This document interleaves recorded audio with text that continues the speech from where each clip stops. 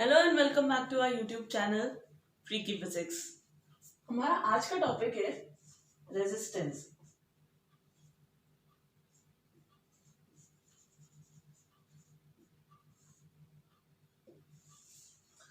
जब हम लोगों ने ओम्स लॉ पढ़ा था तो हमने रेजिस्टेंस को एक्चुअली सिर्फ उतना एनालाइज किया था कि the slope of the graph is ठीक है constant.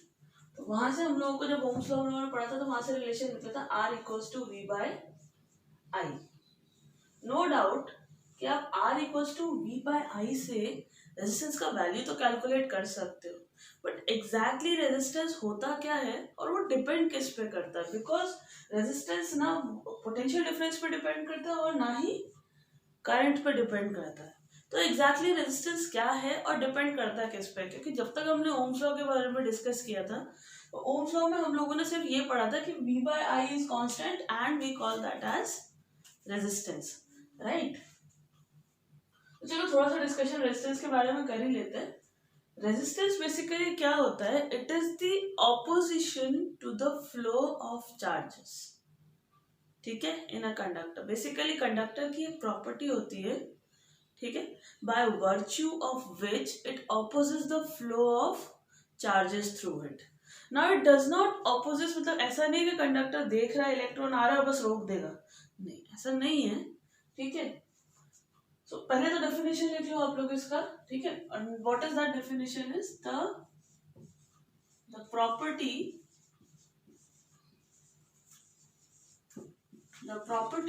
Of a conductor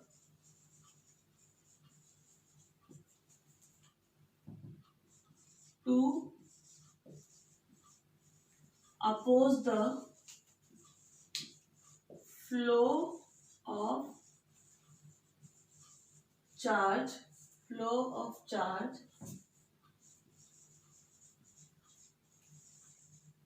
through it, ठीक है।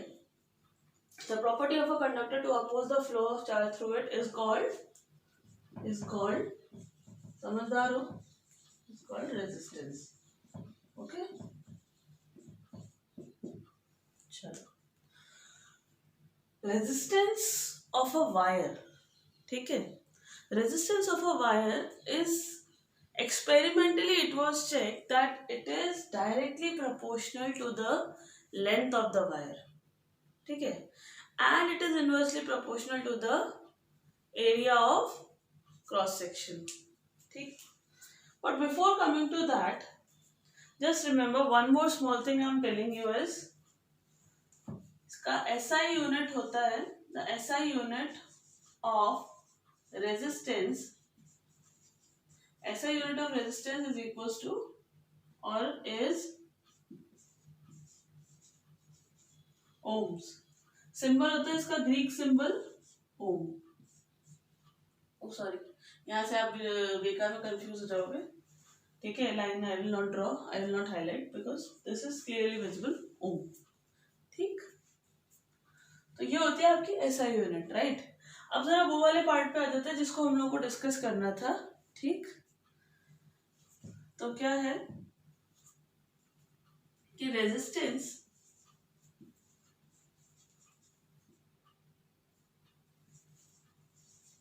ऑफ अ वायर, ठीक है, is resistance of a wire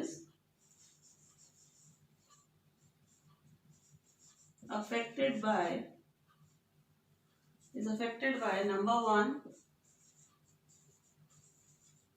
area of cross section and number two, length of the wire,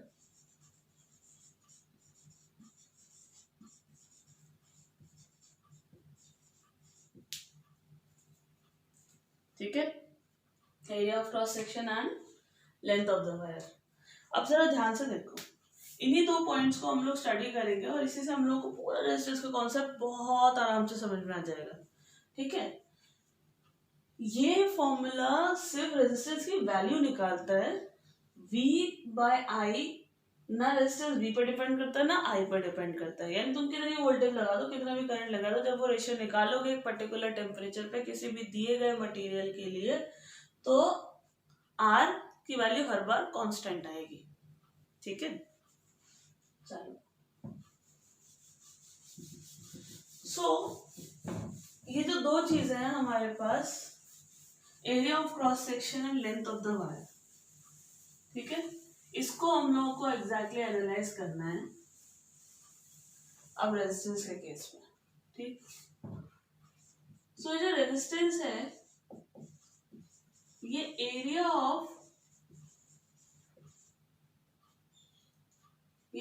of cross section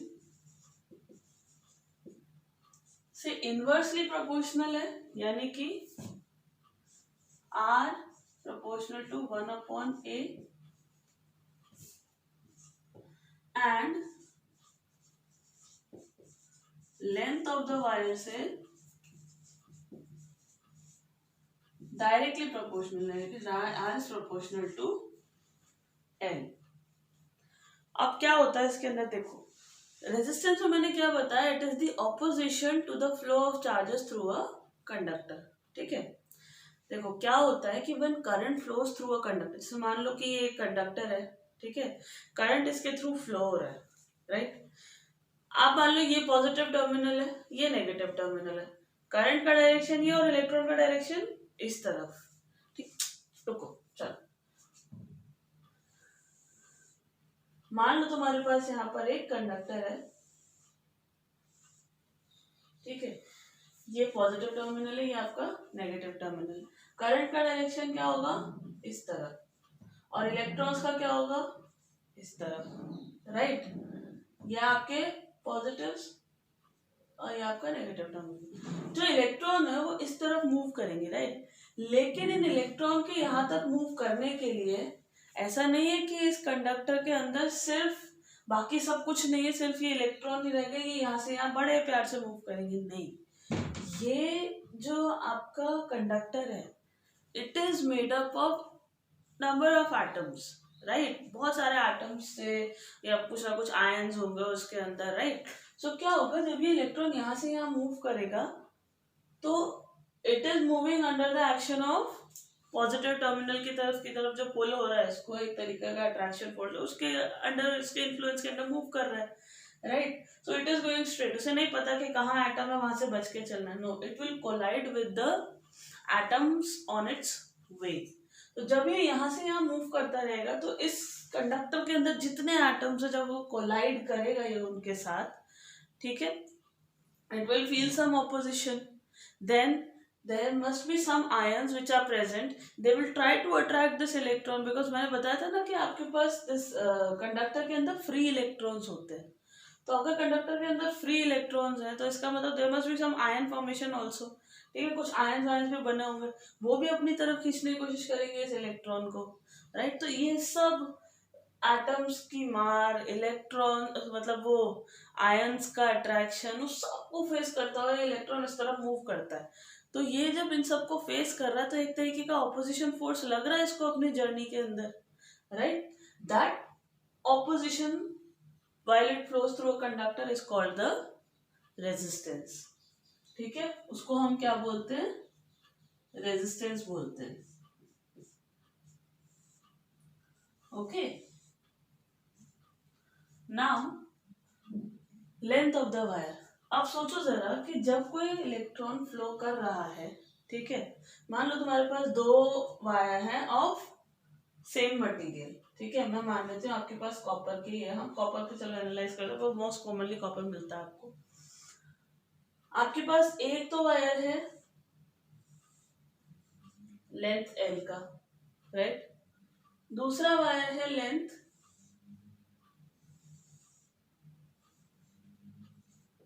2L का। क्या लगता है कि किसके थ्रू इलेक्ट्रॉन जब मूव करेगा तो ज्यादा कोलिजन फेस करेगा, L या 2L?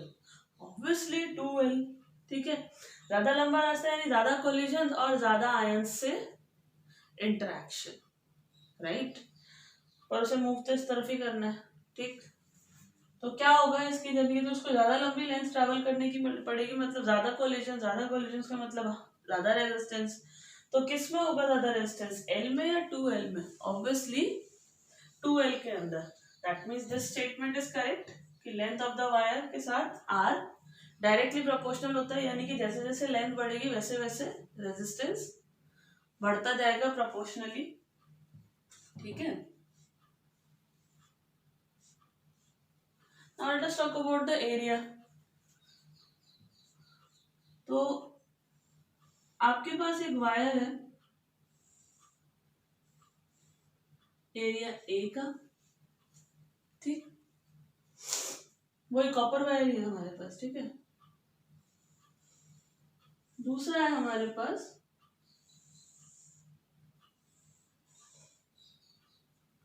2A का, ठीक। क्या होगा इसके अंदर कि व्हेन सी, इसको तुम ऐसे समझो कि अगर आपको एक बहुत नैरो लेन मिले अपनी कार ड्राइव करने के लिए, at that time what will happen, you will face more traffic as compare to a broader road, right. You will be swiftly moving through this broader road, बहुत इजीली उस रास्ते को आप कवर कर जाओगे बिकॉज आपके पास बड़ा रास्ता है and you can easily drive through that road, right? But instead of that, if it's a narrow road, ठीक है, you may encounter more traffic, right? यहाँ भी होगा, अगर ट्रैफिक बराबर करते हो तो भी you can see the clear difference, आपके पास अपने रास्ते के लिए पूरा एक A होगा, getting it? So in that case what will happen कि अगर एरिया डिक्रीज होता है, अगर एरिया डिक्रीज होता है तो resistance proportionally inversely proportional resistance will increase. So this statement is also true, ठीक है। अब इसको हम मैथमेटिकली कंबाइन करें तो हमारे पास क्या निकल के आता है कि R is proportional to L by A, ठीक है। ये आपकी इक्वेशन 2, ये आपकी equation 1। R is proportional to L by A. Again we need to remove the sign of proportionality constant, ठीक है। प्रोपोर्शनलिटी हम लोगों को हटाना है तो हम लोग क्या करेंगे, यहाँ पे एक प्रोपोर्शनलिटी कांस्टेंट लगाएंगे rho L by A। Now what is this rho, ठीक है। Rho is the resistivity of the material, ठीक है। रो क्या है, रेजिस्टिविटी ऑफ द मटेरियल है।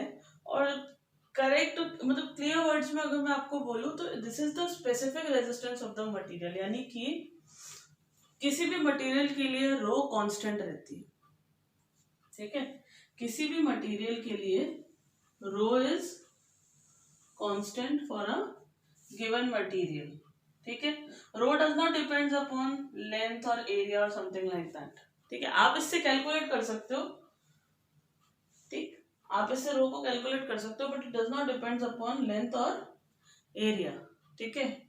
और द रेस्ट इनफैक्ट ऐसा होता है कि जो रो है, ठीक, कई बार ये अगर आपके पास आपको कैसे रेजिस्टिविटीज की वैल्यू एक साथ दी जा रही हो एक पूरे के पूरे टेबल के अंदर, तो जिस भी मटेरियल की रेजिस्टिविटी ज्यादा है उसका रेजिस्टेंस डेफिनेटली हाई होगा, ठीक है। सो रो इज द स्पेसिफिक रेजिस्टेंस, क्या है ये,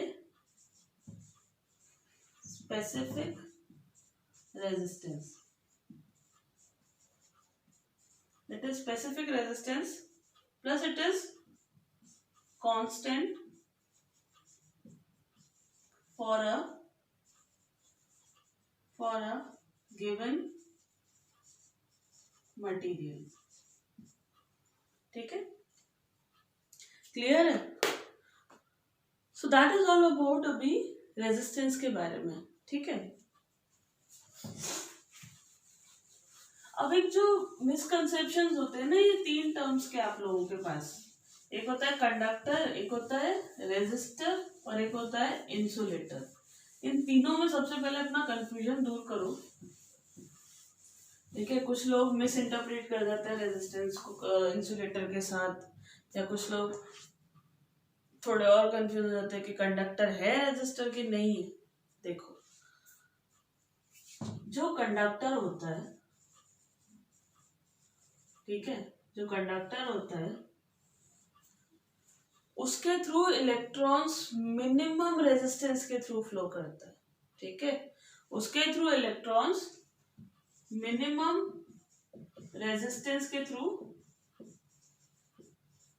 रेजिस्टेंस, ठीक है, मिनिमम रेजिस्टेंस के थ्रू फ्लो करता है, राइट।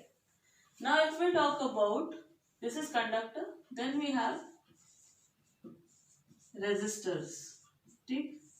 रेजिस्टर्स क्या करते हैं, एक ऑपोजिशन ऑफर करते हैं उसको करंट को फ्लो करने के लिए, मगर रोकते नहीं है, ठीक है। फ्री इलेक्ट्रॉन्स उनके पास भी हैं, they also allow the current to flow, but they are basically used in the circuit to limit the flow of current, ठीक है। कई ऐसी जगह होती है जहां पे आपको करंट को रोक के चलना पड़ता है। जैसे चलो एक बहुत सिंपल सा एग्जांपल लेते हैं, आपके पास ये है आयन है, इलेक्ट्रिक आयन आपके घर में, ठीक है। हम लोगों ने एक बार पढ़ा था हीटिंग इफेक्ट ऑफ इलेक्ट्रिक, अभी भी आएगा, but heating effect of electric current, right. तो वहां पे हम लोग क्या कर रहे थे, हम लोग वायर के थ्रू जो करंट फ्लो हो रहा है उसको हाई रेजिस्टेंस ऑफर करते हैं। करंट तो फ्लो होगा मगर हाई रेजिस्टेंस ऑफर करते हैं, जिसकी वजह से क्या होता है, देखो जब आप किसी भीड़ वाले एरिया से निकलते हो, ठीक है, मतलब वही समझ लो कि इलेक्ट्रॉन को बहुत ज्यादा डिफिकल्टी हो रही है मूव करने के लिए, ठीक है। एट दैट टाइम क्या होता है, जब आप उस एरिया को पूरा क्रॉस करते हो तो आपकी पूरी बॉडी का टेम्परेचर चेंज हो जाता है, थोड़ी सी हीट अप हो जाती है, राइट। ऐसा क्यों होता है, you have been continuously facing the collisions with the fellow person standing in that particular area.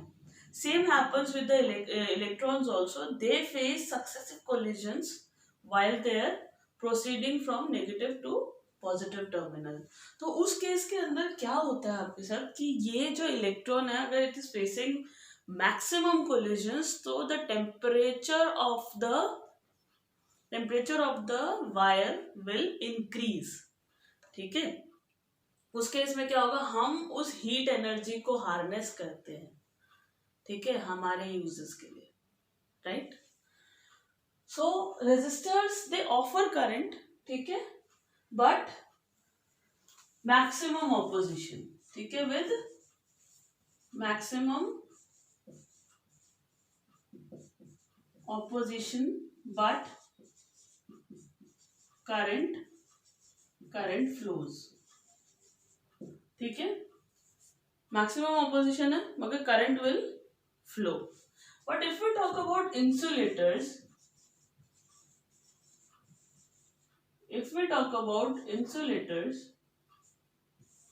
they do not allow electric current to flow through them। इसका मतलब ये नहीं आ जाता कि ये रेजिस्टेंस की कैटेगरी में आ गए, नहीं। रेजिस्टेंस के अंदर आपको करंट भी फ्लो करवाना मगर लिमिटेड अमाउंट में, राइट। मगर इंसुलेटर्स क्या करते हैं, दे डू नॉट अलाउ, ठीक है, चार्जेस टू फ्लो। ये अलाउ नहीं करते चार्जेस को फ्लो करने के लिए अपने थ्रू, ठीक, क्लियर। तो ये तीन टर्म्स आप ध्यान रखो, कभी भी रेजिस्टर को इंसुलेटर के साथ या इंसुलेटर को रेजिस्टर के साथ मिस इंटरप्रेट मत करना, ठीक है। कंडक्टर तो तुम कभी नहीं करोगे जिंदगी में, नहीं तो पाप हो जाएगा बेटा, पाप हो जाएगा, कंडक्टर को मिस इंटरप्रेट कर गए तो, ठीक है, बहुत बड़ी गड़बड़ खड़ी हो जाएगी आपके साथ। चलो एक काम करते हैं, एक क्वेश्चन डिस्कस कर लेते हैं। तुम्हारे पास R equals to rho L by A था ना, ठीक है। तो एक क्वेश्चन लिखो फटाफट में। A copper wire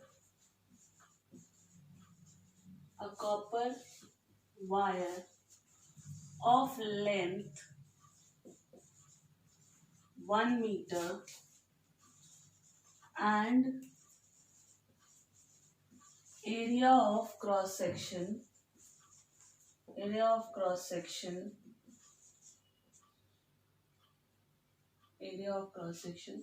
1 meter square, ठीक है। You have a copper wire of length 1 meter and area of cross section 1 meter square, ठीक है, is given to you, ठीक है। calculate the specific resistivity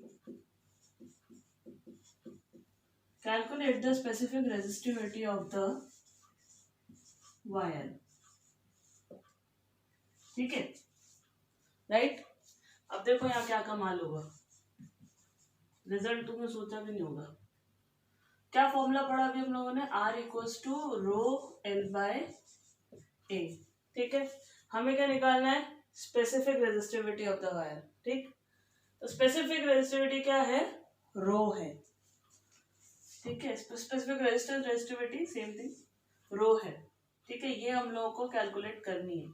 formula को रीअरेंज करते क्या बनेगा आपके पास, R into A upon L is equals to rho, right. अब आपके पास एरिया कितना दिया हुआ है, एरिया दिया आपके पास 1 मीटर स्क्वायर और लेंथ दिया आपके पास 1 मीटर। तो क्या निकल गया है आपका आंसर, फटाफट से बता दो। R into 1 metre upon 1 that is rho. तो क्या निकल के आ रहा है, R is equals to rho. यानी कि अगर आपको किसी भी दिए गए मटेरियल की स्पेसिफिक रेजिस्टेंस निकालनी पड़ जाए या उसकी रेजिस्टिविटी निकालनी पड़ जाए, तो उस केस के अंदर क्या करोगे आप, उस एक पर्टिकुलर मटेरियल का वायर लोगे जिसकी लेंथ हो 1 मीटर और जो एरिया ऑफ क्रॉस सेक्शन हो वो 1 मीटर स्क्वायर हो, तो आपकी जो रेजिस्टेंस निकलेगी उसकी, ठीक है, वो equivalent to the specific resistance of that material होगी। Got it.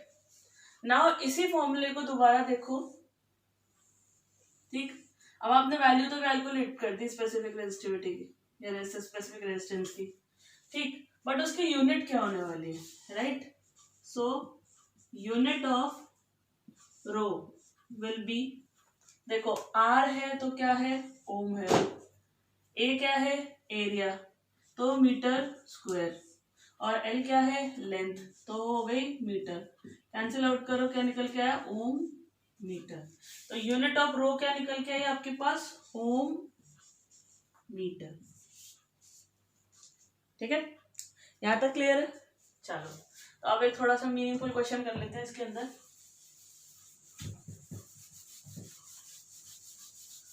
ताकि तुमको चीजें और थोड़ी सी क्लियर हो जाए। ठीक, जो फॉर्मूला यूज होगा वो तुम्हें अभी बता दूं, ठीक है। Formula will be R is equals to rho L by A. अब इसी को लेकर क्वेश्चन सॉल्व करना है आपको, ठीक है। तो आपका पहला क्वेश्चन है, ठीक है, आपका पहला क्वेश्चन आता है यहाँ पे कि a wire of resistance 8 ohm is doubled on itself, ठीक है। calculate the new resistance of the wire, ठीक है जी। फटाफट से सॉल्व करो। फॉर्मूला क्या, R is equal to rho L by A. Given क्या क्या है तुमको, गिवन ये है कि R इज इक्वल टू है 8 ओम, ठीक। अब जो वायर है it is doubled on itself. Doubled on itself का मतलब समझ लो कि मान लो तुम्हारे पास एक वायर था, ठीक है, जिसका रेजिस्टेंस 8 ओम था, it is doubled on itself, यानी कि बीच में से कट किया उसको और उसी के ऊपर ऐसे रख दिए, ठीक।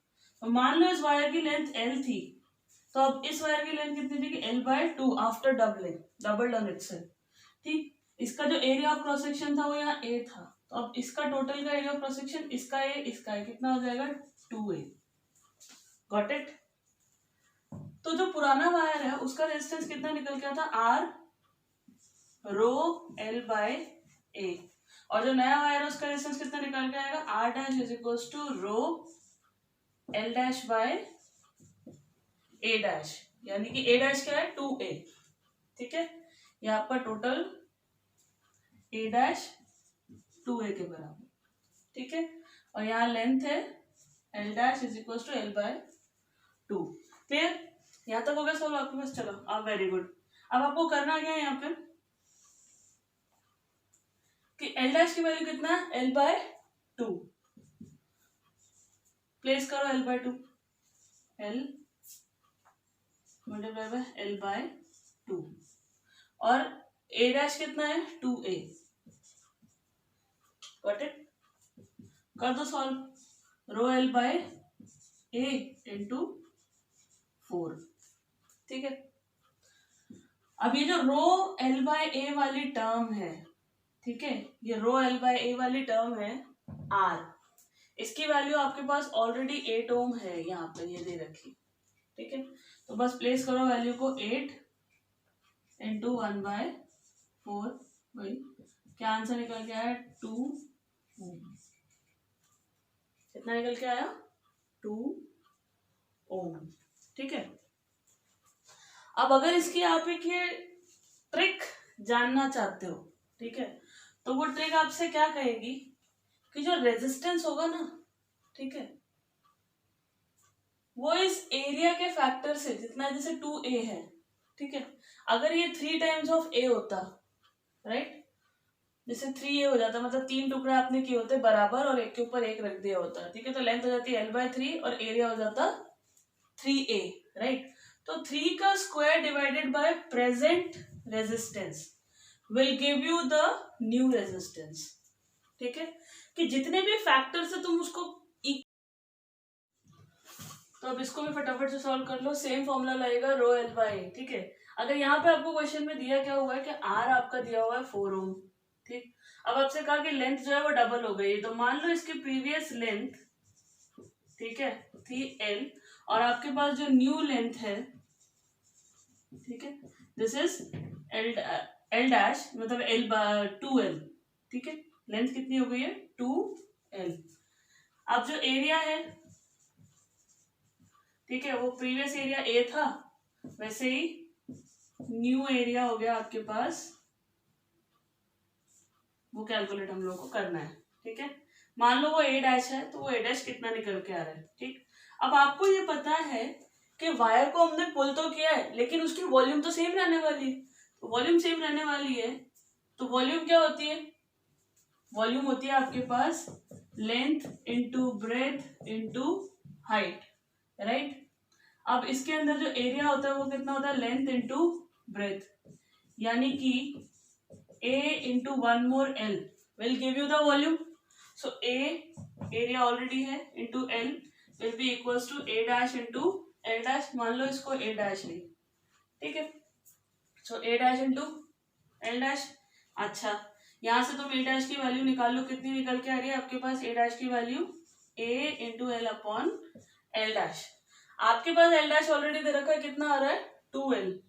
तो आपका a dash निकल के कितना आएगा? a इंटू एल, वही same a into L upon 2l, कितना आया? a by 2। अब इसी को क्या करना है आपको? नए वाले फॉर्मूले के अंदर प्लेस करना है। कैसे प्लेस करोगे? ये देखो, r is equals to rho L by A है, राइट। तो आपकी जो r डैश है वो कितनी निकल के आएगी? Rho L dash by A dash. r equals to rho L by A की वैल्यू कितनी आएगी? 4 ohm, correct. Rho L dash by A dash के अंदर आप क्या करोगे? आपके पास एल डैश कितना दिया हुआ है? 2l, ठीक है, 2 टाइम्स ऑफ l। और ए डैश कितना दिया है? a by 2, right. तो final result rho L by A multiply by 4, right. इस फैक्टर की वैल्यू आपके पास ऑलरेडी है, इस फैक्टर की वैल्यू आपके पास कितनी है? 4 ओम। 4 इंटू 4 इज इक्वल्स टू 16 ओम। अब क्योंकि पिछले वाले में ट्रिक थी, इसके अंदर भी एक छोटी सी ट्रिक है, ठीक है।